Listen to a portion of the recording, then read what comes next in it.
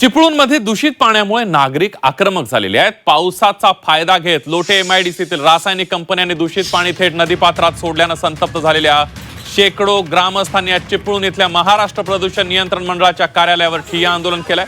वारंवार तक्रार करूनही प्रदूषण नियंत्रण मंडळानं अधिकारी या समस्येकडे लक्ष देत नाही, दुर्लक्ष करत असल्याचा आरोप ग्रामस्थांनी केलाय आणि त्यामुळे प्रशासनाविरोधात आक्रमक भूमिका घेतली आहे। या आंदोलनाला पाठिंबा देण्यासाठी शिवसेना नेते भास्कर जाधव आणि माजी खासदार हुसेन दलवाई यांच्यासह स्थानिक लोकप्रतिनिधी प्रत्यक्ष घटनास्थळी उपस्थित होते। आंदोलकांनी कार्यालयाच्या परिसरात जोरदार घोषणाबाजी करत प्रदूषणकारी कंपन्यांवर आणि हलगर्जीपणा करणाऱ्या अधिकाऱ्यांवर कडक कारवाईची मागणी केली आहे।